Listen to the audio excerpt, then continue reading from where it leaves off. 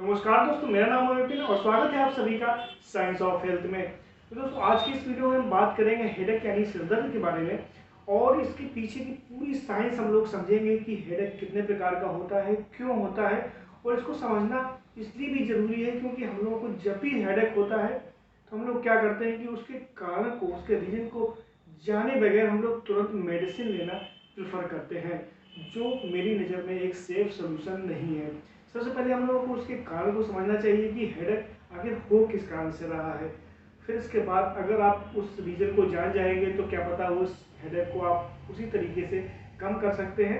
अगर नहीं दूर होता है तब आप डॉक्टर के पास जाइए और फिर इसके बाद वो मेडिसिन प्रिस्क्राइब करते हैं या कुछ और टेस्ट प्रिस्क्राइब करते हैं, तब आप जाके मेडिसिन ले सकते हैं। तो चलिए आगे बढ़ते हैं और हम लोग बात करते हैं हेडेक्स के रीजन के बारे में कि किस किस कारणों से हेडेक होता है। ये हम लोगों को समझना बहुत जरूरी है क्योंकि a lot of reasons are there for the headache. Headache का पहला कारण स्ट्रेस है और स्ट्रेस में क्या होता है कि हमारे फोरहेड में जो ये एरिया है यहाँ पे हेडेक होता है और ये स्ट्रेस के कारण, एंगर के कारण, अगर आप बहुत ज़्यादा गुस्से में हैं या फिर आप अचानक से बहुत गुस्सा आता है आपको, तो आपको हेडेक हो सकता है। या फिर लगातार आप स्ट्रेस में हैं, नींद नहीं ले पा रहे हैं, प्रॉपर टेंशन में रहते हैं, तो उस कारण भी आपको ये फोरहेड का स्ट्रेस हेडेक हो सकता है। तो इसके बचाव के लिए क्या करें? मेडिसिन न लेने के बजाय हम लोग सबसे पहले क्या करें, आप प्रॉपर रेस्ट कर सकते हैं, रिलैक्स अपने आप को कर सकते हैं, नींद ले सकते हैं प्रॉपर, तो ये हेडेक आराम से अपने आप ही चला जाएगा। इसके अलावा दूसरा हेडेक मैं बात करूं तो सबसे कॉमन है साइनोसाइटिस की वजह से। और ये क्या होता है तो मैं आपको सिंपल भाषा में समझाऊं तो हमारा जो हेड है उसमें बहुत सारे एयर स्पेसेस होते हैं।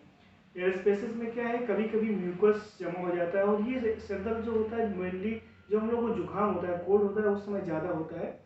तो उस समय क्या होता है, म्यूकस जब भर जाता है तो उस समय सिरदर्द बहुत ज़्यादा होता है।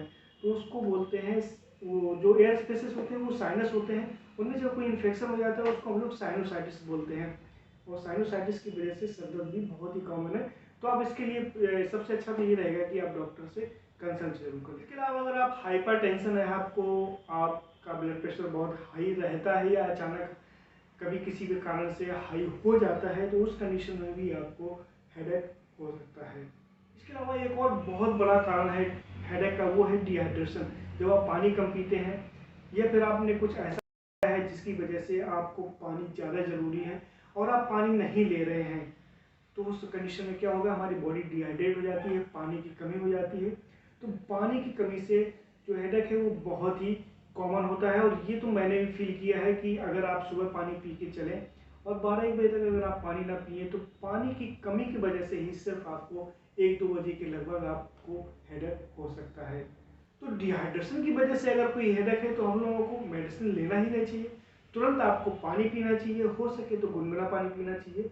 और जब आपको थोड़ी देर बाद जब आपकी बॉडी हाइड्रेट हो जाएगी तो अपने आप ही हेडेक चला जाएगा। इसके अलावा एक और बहुत ही कॉमन हेडेक है, वो मैंने बहुत ज़्यादा फील किया है, आप लोगों ने भी फील किया होगा कि जब आप सुबह कभी कभी ब्रेकफास्ट बहुत ही हल्का करें या ना करें, आप ऐसे ही चले जाएं या फिर सिर्फ चाय पी के आप ड्यूटी चले जाइए, तो उस कंडीशन में क्या होगा, आपको 12-1-2 बजे के लगभग हेडेक होगा अगर आपने कुछ ब्रेकफास्ट या लंच नहीं किया है, या ब्रेकफास्ट लंच के पहले भी आपको बहुत हेडेक हो सकता है। वो होता है ग्लूकोज की कमी से। जो हमारी ब्लड में हाइपोग्लाइसीमिया हो जाता है, मतलब ब्लड की कमी हो जाती है, उस कंडीशन में भी हेडेक बहुत ही कॉमन है, जो हम लोग नहीं समझ पाते हैं और हम लोग कोशिश करते हैं कि कोई ड्रग ले लें, लेकिन उसकी बजाय अगर आप सुबह अच्छा एक जो ब्रेकफास्ट होता है वो लें या फिर कोई कॉम्प्लेक्स कार्बोहाइड्रेट भी सुबह लें, या जिससे हमें लंबे समय तक उससे एनर्जी मिलती रहे। और इसके लिए मेरा एक वीडियो देख सकते हैं जो ब्रेकफास्ट के ऊपर मैंने बनाया था। तो वो उस तरह का अगर आप ब्रेकफास्ट लेते हैं तो आपको हेडेक कभी नहीं होगा और आप हमेशा एनर्जेटिक रहेंगे। इसके अलावा एक और बहुत ही बड़ा कारण है, खासतौर से वो बच्चों में बहुत ज़्यादा देखने को मिलता है क्योंकि बच्चे अक्सर बता नहीं पाते हैं, वो है हमारी आई साइट कमज़ोर हो जाती है, मतलब हमारी आंखें कमज़ोर होती हैं, हमारा पावर बढ़ता है। उस कंडीशन में भी अगर आप इग्नोर करते हैं तो हेडेक काफ़ी लंबे समय तक रहता है और लगातार बढ़ता चला जाता है। और बच्चे अक्सर इस बात को समझ ही नहीं पाते हैं, तो हमेशा अगर बच्चों का हेडेक हो रहा है तो उनकी आई साइट जरूर टेस्ट कराएं। इसके अलावा हम सभी जानते हैं कि माइग्रेन का हेडेक बहुत ही कॉमन है, माइग्रेन बहुत ज़्यादा लोगों में बढ़ रहा है इस समय पे। तो माइग्रेन का हेडेक ही बहुत ही सीवियर होता है। ये एक साइड हो सकता है, लेफ्ट या राइट साइड में, या दोनों तरफ भी होता है माइग्रेन का पेन, और ये पल्सेटिंग होता है। और दूसरी बात ये है कि कोई तेज बोल रहा है, मतलब लाइट और अगर बहुत तेज रोशनी आ रही है, लाइट और साउंड से भी ये जो है और विग्रस हो जाता है, और ये हेडेक बढ़ सकता है। और इसको बढ़ाने के लिए कैफीन अगर आप लेते हैं तो ये और तेज हो सकता है इसका पेन।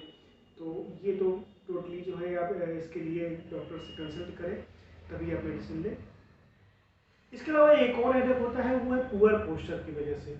मतलब आप जैसे कि कोई बुक पढ़ रहे हैं, टीवी देख रहे हैं गलत तरीके से, आप उल्टा लेट के, मान लीजिए जैसे अगर आप पेट के ऊपर लेट के अगर आप बुक पढ़ रहे हैं, मोबाइल देख रहे हैं या फिर टीवी देख रहे हैं, उस कंडीशन में भी बहुत देर तक जब आप ऐसा बने रहते हैं तो उस कंडीशन में भी आपको हेडेक हो सकता है। तो उसमें आपको मेडिसिन लेने की ज़रूरत नहीं है, आप पोस्चर सही करके बैठें, अपने आप थोड़ी देर बाद ये हेडेक चला जाएगा। इसके अलावा हेडेक एल्कोहल के हैंगओवर में भी होता है, और बहुत ही ज़्यादा भी होता है।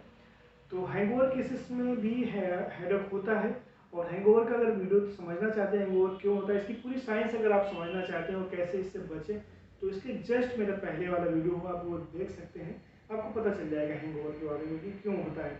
इसके अलावा अगर आप चाय कॉफ़ी पीते हैं और उसको आप छोड़ना चाहते हैं, कभी विड्रॉ करते हैं, तो विड्रॉल साइन के रूप में आपको हेडेक होता है। ये बहुत कॉमन है कि जो लोग बहुत लगातार चाय कॉफ़ी पीते हैं और उस दिन अगर उनको चाय कॉफ़ी ना मिले तो पक्का उनको हेडेक होगा। तो ये एक बहुत ही कॉमन है हेडेक। इसके अलावा लैक ऑफ स्लीप, मतलब कि आप आपकी नींद पूरी नहीं हुई है, या फिर आप सुबह देर तक सोते हैं, सुबह जल्दी उठ गए, या फिर आपको रात को जगने की आदत नहीं है, रात को ज़्यादा देर तक जगे, सुबह जल्दी जग गए। तो इस तरीके से आपको, अगर आपकी मतलब स्लीप साइकिल डिस्टर्ब होती है, तो उस कंडीशन में भी आपको हेडेक हो सकता है। इसके अलावा एक मेडिकल इमरजेंसी है जिसको हम लोग स्ट्रोक बोलते हैं, उसमें भी आपको हेडेक होता है, बहुत तेज हेडेक होता है। मतलब स्ट्रोक क्या होता है, इसको ब्रेन अटैक भी बोल सकते हैं, या बोला जाता है इसको। मतलब आपकी ब्रेन में कहीं भी कोई क्लॉट बन जाता है, कहीं ब्लीडिंग हुई, किसी भी कारण से आपको चोट लगी, कोई ब्लड प्रेशर हुआ, कहीं से कुछ लीकेज हो गया ब्लड वेसल्स में, वहाँ पे क्लॉट बन गया, एक थक्का बन गया, तो उस कारण से क्या हो गया कि जो वो वहाँ पे ब्लड सप्लाई रुक जाएगी, और वो पोर्सन जिस पार्ट को, हमारी बॉडी को जिस पार्ट को कंट्रोल कर रहा होगा, वो पार्ट हमारा पैरालाइज हो जाएगा, पैरालिसिस के सिम्टम आना शुरू हो जाएंगे। या फिर मोस्ट प्रोबेबली जैसे कॉमन होता है कि फेशियल नर्व पैरालिसिस होती है, तो उसमें जो है आधा हिस्सा आपका पैरालाइज हो जाता है। उसमें पहला साइन यही होता है, आपको बोलने में बहुत तकलीफ होगी, बोलने में दिक्कत होगी। तो ऐसे कहीं भी, या फिर कोई शरीर आपका बायां दायां हाथ या पैर कुछ भी ढंग से काम नहीं कर रहा है, तो तुरंत जस्ट गो टू डॉक्टर और उनसे कंसल्ट कीजिए। तो ये स्ट्रोक बहुत ही खतरनाक होता है। अब इसमें ये भी है कि जितनी जल्दी आपको ट्रीटमेंट मिल जाएगा, उतनी जल्दी रिकवरी पॉसिबल है। इसके अलावा सिंपली कहीं पे ब्रेन में इंजरी हुई है, उसमें भी हेडेक होता है। कहीं पे हेमोरेज हुआ है, ब्लीडिंग हुई है, उस कंडीशन में भी ब्रेन हेडेक होता है। बहुत सीवियर तरीके की हेडेक भी होता है।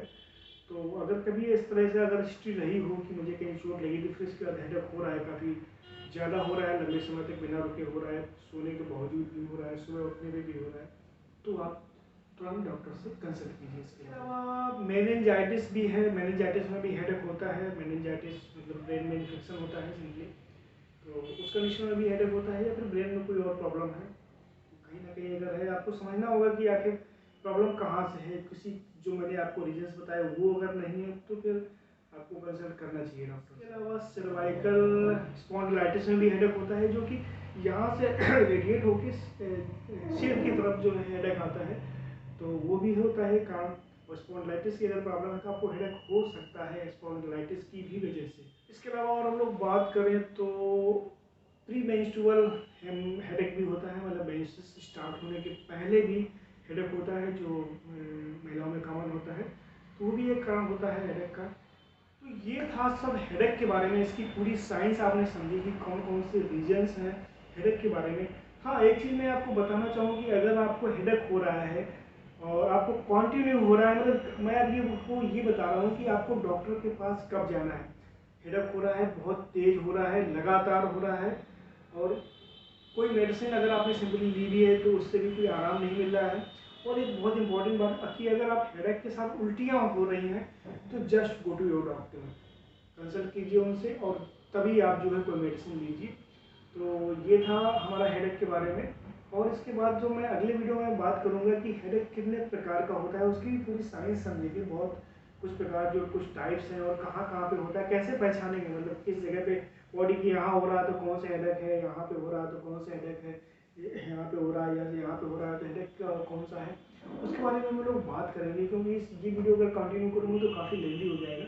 तो आज के लिए बस इतना ही, मिलते हैं अगले वीडियो में। तब तक अपनी और अपनों की सेहत का खूब ख्याल रखिए। धन्यवाद दोस्तों।